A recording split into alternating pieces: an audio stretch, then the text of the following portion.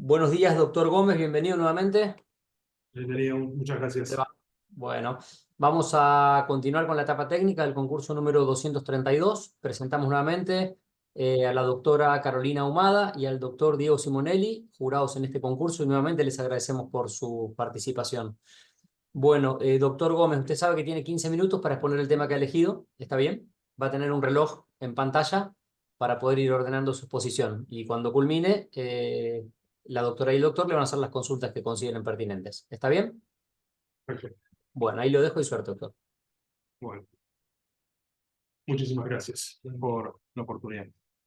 Lo que más me va a costar es poder acomodarme al plazo. Tiendo a ser largué necesariamente, así que como me va a costar sujetarme, voy a hablar también de los plazos. En este caso de los plazos procesales de nuestro Código Procesal Penal, pero a la luz, o mejor dicho, a las sombras de un fallo reciente, de un fallo que tiene gravitancia de actualidad, que es una decisión tomada por la Sala Penal del Tribunal Superior de Justicia, en forma reciente, muy poquito antes de la convocatoria a este concurso 232, que es la decisión tomada el 5 de septiembre de 2023 en el caso Starling.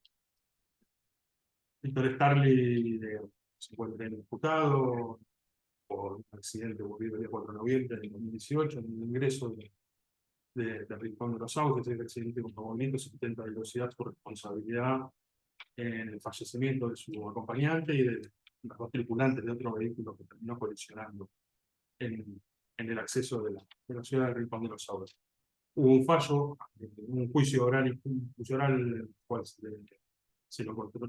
dispuso su absolución, oportunamente en el año 2022, luego fue revocada, ante una decisión del Tribunal de Impugnación, fue revisada la sentencia, se reenvía el caso para el desarrollo de un nuevo juicio, y en la discusión, la fecha de imposición del juicio surge el agotamiento del plazo establecido en el artículo 37 del Código Procesal Penal de la provincia, y a partir de una prórroga dispuesta por el juez del caso, la defensa introduce el planteo de extinción de la acción penal por agotamiento del caso del artículo 87, termina decidiendo el Tribunal de Impugnación, termina concediendo su plazo, revisado luego por el Tribunal de Impugnación, que termina concediendo extinción de la acción penal en los términos del artículo 87. El caso llega a revisión de la Sala Penal del Supremo Tribunal, del Tribunal Superior de Justicia, en un fallo motivado por el doctor Elosu B. No me termino de familiarizar con el apellido, al cual adhiere el doctor Moya. La verdad que uno podría pensar en clave de la formalidad del abordaje de la cuestión. El propio reglamento del Tribunal Superior de Justicia que distribuye en salas prevé algunas reservas para el abordaje del pleno de determinadas cuestiones. El artículo primero, a las facultades que le son privativas al Tribunal Superior de Justicia a partir del 241 y el 242 de la Constitución de la provincia, fundamentalmente en sus incisos A, de cada uno de los artículos se establece el control de constitucionalidad o de la adecuación constitucional de las normas provinciales con la Constitución de la provincia, y de la ley orgánica, el artículo 34 y 35 de la ley orgánica, que establece las facultades que son propias del Superior Tribunal. Y el propio reglamento, en el artículo 6, impone que si la sala a que le toca intervenir en un caso ve la posibilidad de tener que hacer una interpretación de la ley vigente y su adecuación, le impone la responsabilidad de convocar al Pleno, sin atender a ese reparo. La verdad, en un fallo que recoge, no solamente termina restaurando doctrinariamente las sombras del fallo Price, tantas veces cuestionadas, no solamente hace una restauración doctrinaria de las certezas o de la ejecución de esa restauración que genera la Corte Suprema, o sea, el 12 de agosto del 2021, cuando declara la inconstitucionalidad del artículo 282 del Código Procesal Penal de la provincia de Chubut. Quizás no es análogo, ya no se encontraba vigente para las fechas de Price, digo, pero no es análogo al artículo 87. Digo, guardaría, por la etapa en la que aborda el plazo, más relación con el artículo 158. Aún así, en un fallo excluyentemente dogmático, no me quiero tenemos un problema de técnica ahí. La doctora Carolina Ahumada, de hecho, ha aportado demasiado en clave de investigación. No me quiero ahondar en eso, pero el fallo Starley es un fallo que comete el mismo pecado que comete Price, que desacopla las certezas doctrinarias que hacen a los fundamentos de los votos de los hechos de la causa. Y fundamentalmente, a la hora de establecer condiciones de referencia para el establecimiento del plazo razonable, se desatiende o se desentiende de los antecedentes procesales de cada uno de los casos que había llegado a estudio. Y Price remite a los antecedentes que fundara el Procurador General de la Nación, y en Starley, si bien figuran en el cuerpo de la sentencia, lo son a partir de los contenidos de la audiencia de las partes, previo a la decisión y a la deliberación de los jueces. Y es a partir de la sentencia de los jueces en la que queda absolutamente manifiesto que no es parte de la motivación los antecedentes del fallo del caso en particular. Y se remite a quizás el aspecto más negativo, más regresivo que establece Price, porque en definitiva no solamente restaura una doctrina del fallo Price del año 2021, sino que restaura una doctrina del fallo Mutasi, que es del año 1937. Una vez le cae con una bolsa de tornillos a la composición actual de la Corte Suprema, pero uno se va a buscar Mutasi, tampoco encuentra los hechos narrados ahí. Tuve que ir a buscar algunos libros de historia para darme cuenta de que Puntafina Mutasi le había dado muerte a un italiano a un estanciero italiano en los contornos de Paraná en 1919. Ya para ese momento había una resistencia legislativa de nuestras provincias en un claro ejercicio de la reivindicación del federalismo legislativo que había llevado a la provincia de Entre Ríos a regular aspectos procesales que daban cuenta de la necesidad de poder adecuar a un plazo que la provincia consideraba razonable para que se desarrolle una investigación penal para la resolución de un conflicto. La Corte Suprema Mutasi le señala, en un espíritu dogmático que más atiende a razones decimonónicas que al siglo XX en el que estaba, y que ni hablar al siglo XXI en el que volvemos a abordar estas discusiones, y que tienen que ver con atender los reparos o las inclusiones que había hecho el doctor Zwilling hace un rescate histórico fabuloso, y va en búsqueda de cuál es la pista que nos lleva a evaluar que las extinciones de la acción penal no es materia de facultad legislativa de las provincias, que ha sido delegada por integrar el cuerpo de la legislación común del Código Penal al Estado federal. Y en esa búsqueda se llega, o se remonta hasta el anteproyecto de 1891, Rivarola, Matienzo. Creo que la obra del doctor Zwilling es inédita, sí, recoge, sí, llego a ella por intermedio del fabuloso artículo demoledor del fallo Price del doctor Heredia, en compilación que realiza la doctora Leticia Lorenzo inmediatamente después del fallo. El doctor Zwilling va hacia el proyecto y, claro, logra entender de qué manera, algo que es absolutamente natural, y por qué los clásicos después reparan en que las materias vinculadas a la extinción de la acción penal son parte del derecho común. Lo recogen a partir de que quede incorporado en el Código de 1922. Pero el debate sustanciado por Rivarol y por Matienzo tenía que ver con una profunda convicción unitaria, de pretender arrebatarle a las provincias la jurisdicción propia de poder regular cuál es el plazo razonable en el que se desarrollan o que resulta razonable desarrollar la investigación penal. Y ahí, en ese rescate histórico, uno entiende la postura de los clásicos y asume el carácter transformador de la postura de Binder, de la postura de Julio Mayer, de la postura y del carácter de la reforma procesal local. Por eso, mi problema va a ser el plazo. Lo que quiero poner en dimensión para no aferrarme no, pero porque en realidad no quería extenderme tanto en lo que significa la peligrosa restauración doctrinaria de Price, sino fundamentalmente porque Starley le otorga dos aspectos. Uno lo revitaliza. La verdad que Price fue un punching ball. Es muy difícil encontrar quien reivindique las certezas doctrinarias del fallo Mutasi de 1937 de la Corte Suprema, revitalizadas en Price. Lejos de eso, hay una crítica demoledora desarrollada por los juristas de nuestras provincias que protagonizaron el ciclo de reforma que se lleva 20 años, 10 años en nuestra provincia,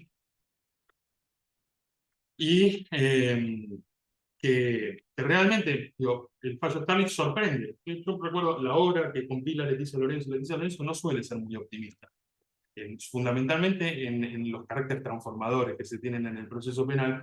En las conclusiones de su propio artículo de esa compilación es recontra optimista, pensando que en Neuquén no iba a ser receptivo el fallo Starling. Primero por la tradición jurisprudencial que venían sosteniendo en términos de abordaje del caso procesal, más allá del debate aquí los brasileños, pero en torno al artículo 121, no a la fatalidad del plazo o a la extinción de la acción penal. Pero en torno a esa tradición jurisprudencial no veía que pudiera tener Price una repercusión. Bueno, Starling llegó 2 años después, pero llegó en forma reciente, y no solamente acecha un debate que es actual, sino que pone en peligro el futuro del sistema de plazo. Y es a eso a lo que en definitiva me parece lo más trascendente. Por otro lado, Starling hace una cosa más, que es además de darle vitalidad a un fallo que la verdad fue poco receptivo de el alcance local. La verdad que en esto sí es un punto a reparar. ¿Por qué el alcance local? Si uno se va al sistema informático de la Secretaría de Jurisprudencia de la Corte, va a ver que solamente 3 veces la Corte cita el fallo Price. 2 veces en el 2022 y 1 vez en el 2023. Las 2 veces que lo hace en el 2022 son en la causa Spiace y en la causa Lagos. En las dos estaba en conflicto el artículo 282 del Código Procesal Penal de Chubut, tenían su origen en Chubut y considera análoga la solución al caso a la ya mantenida antes. El tercer caso, que es el del 2023, es en la causa Fuentes Luis sobre encubrimiento. Es una causa de origen en la provincia de Neuquén. Una causa que para los que somos por ahí de afuera puede pasar desapercibida, una causa por encubrimiento, pero la verdad es que para el ámbito local no lo es. Digo, porque es una de las causas derivadas, una de las causas accesorias de un doble femicidio que hubo en la provincia de Las Ovejas, que tuvo tal magnitud, en la provincia de Las Ovejas, en la localidad de Las Ovejas, que tuvo tal magnitud, que hace pocos días se cumplieron 6 años y el gobernador fue a recordar el sufrimiento de Karina y Valentina, el femicidio de Karina y Valentina y el sufrimiento y la conmoción social que generó en la localidad. La causa de Fuentes, la causa del femicidio de Karina y Valentina terminó incluso con un furio de enjuiciamiento sobre el fiscal de la causa. No era una discusión marginal dentro de la Corte. Y así como alertados por el procurador en los 2 casos de Chubut, la Corte Suprema aplica analógicamente el fallo Price, en Fuentes no lo hace.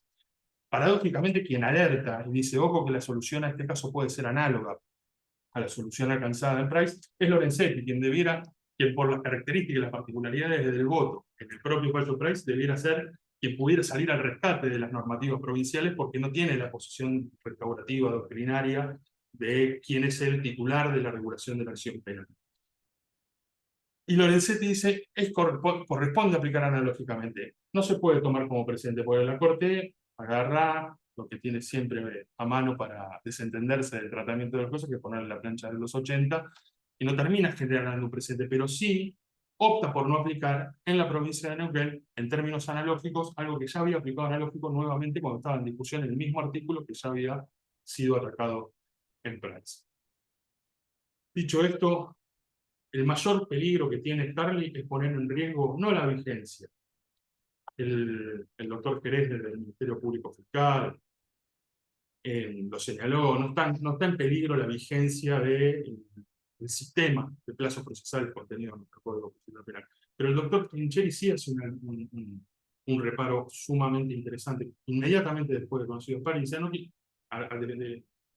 Starling dice, a no equivocarse, realmente están en peligro los plazos procesales en la provincia.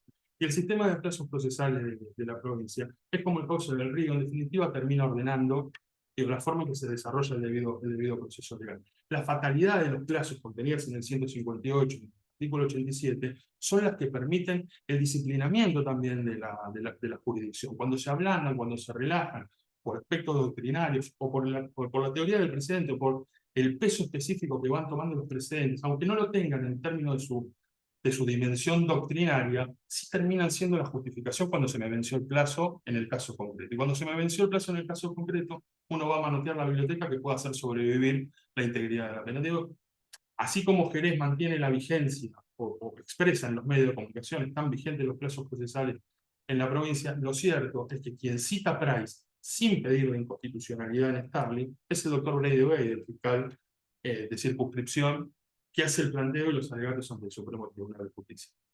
Dicho eso, yo me logré someter, pero tenía muchas más cosas para decir. Fundamentalmente, una cosa más que agrego, voy a extender un minuto, nada más.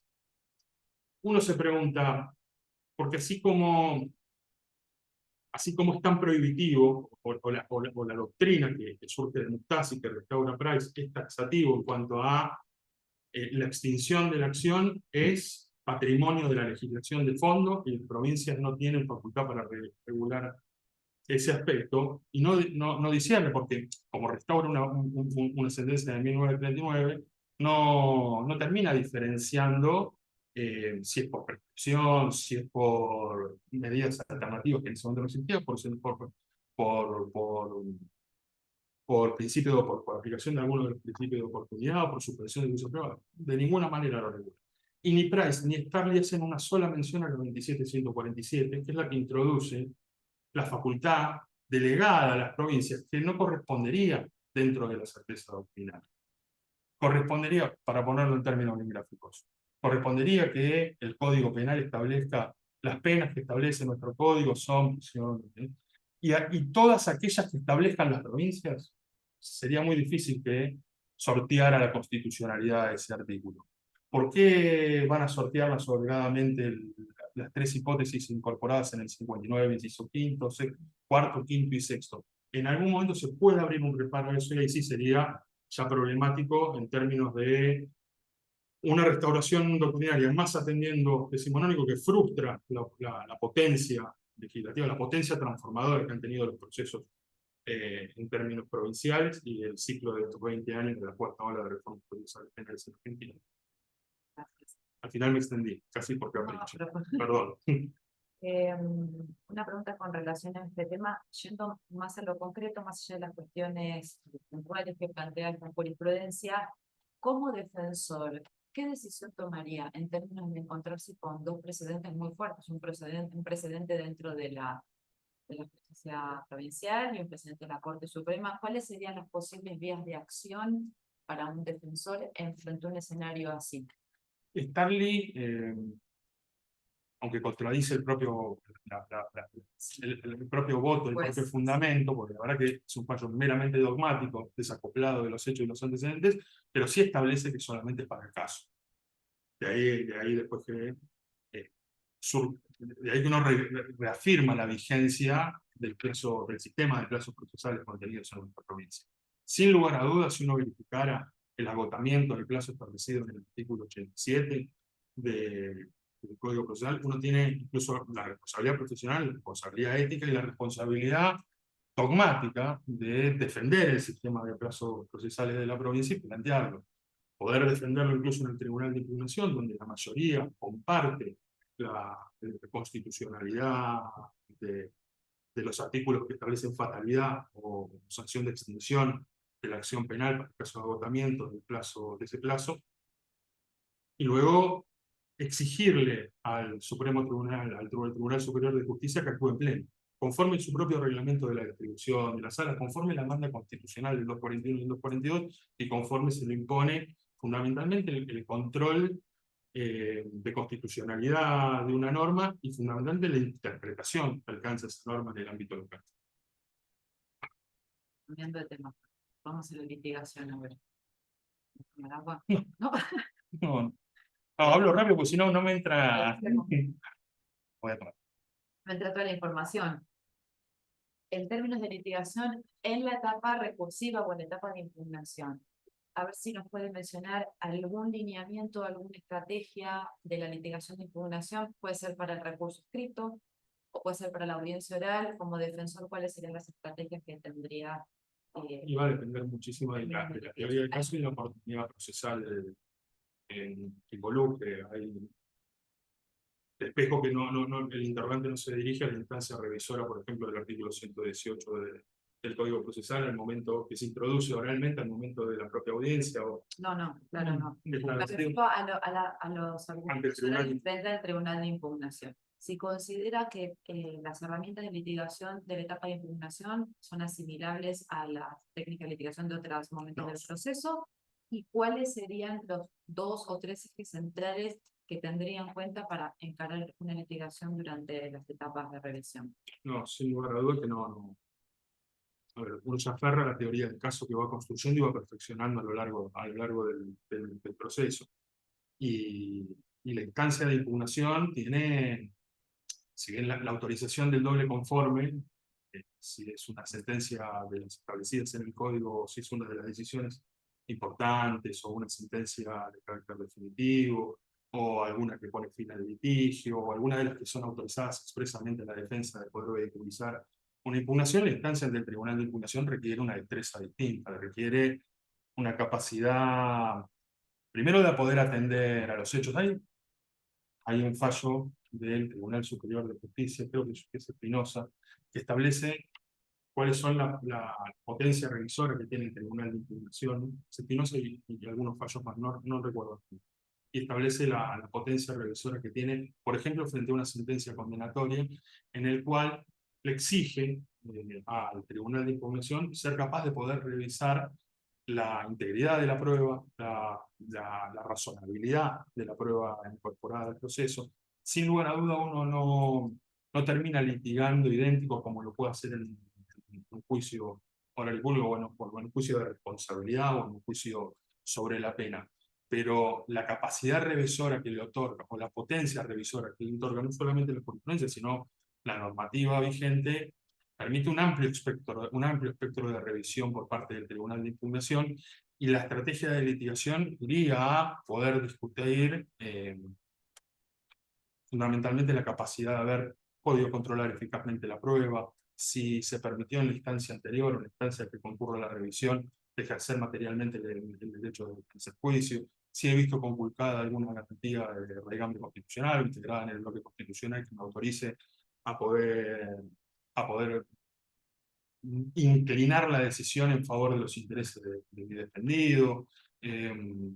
Buscaría, depende el tema tratado, ¿no? En la teoría del caso mandan y reinan los hechos.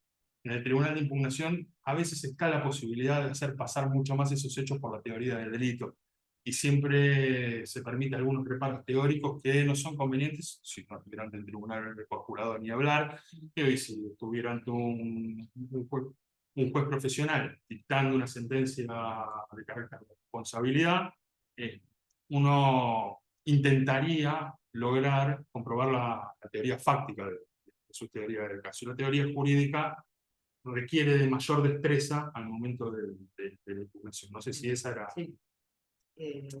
Diego, Sí. En su rol de defensor en delitos, cuando se formula una acusación a un defendido suyo en el cual hay violencia hacia una mujer, ¿sí? Violencia física, sexual, psicológica,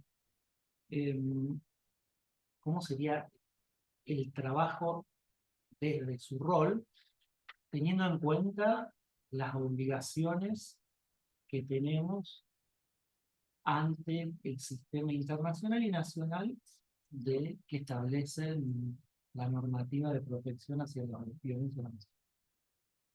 Vuelvo a insistir, va a depender muchísimo de la teoría del caso concreta, en discusión tanto la de la acusación como la versión que pueda brindar el defendido. Yo creo que valorizo enormemente la entrevista previa, incluso a la formación de cargos que uno puede tener con el defendido, porque adquiere una dimensión, o por lo menos de una escucha activa. Uno puede establecer por lo menos la perspectiva desde la cual mira la acusación mi defendido. Y desde ese lugar uno puede empezar a trazarse alguna estrategia de abordar. Sin lugar a duda, un caso en el que esté la discusión, el agravio que haya sentido una persona, una mujer, por haber sufrido situaciones de violencia, tanto física, verbal o sexual, requiere y exige un comportamiento empático por parte del ejercicio material de la defensa. No por ello relajar los estándares de defensa material de mi defendido. Tampoco va a depender muchísimo de la teoría del caso, ¿no? Pero tampoco los instrumentos que están al alcance para poder encontrar una resolución efectiva al proceso. Uno es consciente de la certeza del fallo Góngora, también las consecuencias que tuvo el fallo Góngora en términos materiales. También es consciente de la jurisprudencia local que autoriza a encontrar soluciones alternativas, aún en el caso en que se encuentre afectada o una normativa con alcance o con posible repercusión en la Comisión de Belén do Pará, en la CEDAW. También es consciente del comité de expertas y del comité de seguimiento, no el comité de expertas sino el comité de seguimiento de la implementación de la Convención de Belén do Pará, que suprime la posibilidad o que recomienda que los estados parte no ofrezcan el catálogo de soluciones alternativas al proceso penal en el caso de verificarse una situación o una hipótesis de infracción que afecte la violencia de género. No por eso ha derogado la suspensión de juicio prueba ni se ha derogado los métodos alternativos, con lo cual uno va con la herramienta cargada, va con la mochila cargada de las herramientas que permiten edificar una estrategia de defensa. Simplemente es deber y responsabilidad profesional ni revictimizar a la persona que ha denunciado un hecho criminal que le afecta por su condición de mujer o por su condición de género. Es necesario reconstruir las simetrías que durante tantos siglos han forjado una situación de profunda y absoluta desigualdad. Es absolutamente necesario siempre nutrirse en el trabajo colectivo del ejercicio de defensa de una perspectiva eficaz, una perspectiva adecuada. En definitiva, a veces uno discrepa hasta con la idea de la igualdad. Mucho más importante la idea de equidad. No somos iguales, hombres y mujeres, lo que tenemos son perspectivas distintas. Integrar esas perspectivas a una mirada colectiva es parte del desafío cotidiano en el ejercicio de la defensa. Bueno, la verdad que uno con esos reparos a cuestas no le perdería quizás incluso la defensa material de los intereses de mi defendido, pero con absoluta prudencia para no provocar ninguna situación ni que ponga el mínimo peligro de poner en riesgo una revictimización de la persona denunciante, incluso hay muchas de estas situaciones que terminan buscando canal de acreditación con un testigo único, con una versión única. Bueno, el contraexamen es muy delicado, el contraexamen incluso creo que es absolutamente delicado. Requiere una destreza y un ejercicio que hay que prepararlo, hay que formarlo, hay que llenarse la mochila de herramientas para poder hacerlo. Confrontar un hecho, pero de manera empática, es una destreza en la litigación penal. ¿No? En definitiva, la oralidad nos pone frente a ese desafío. Las formas, la conducta, inciden de manera determinante en poder mantener integralmente la protección de los estándares que el Estado Nacional está comprometido en definitiva, y el servicio de justicia en su conjunto están comprometidos a proteger. Bueno, gracias, doctor. No, muchísimas gracias a Buen ustedes. día. Tengan un buen día, va a ser. Está muy bien. Chao.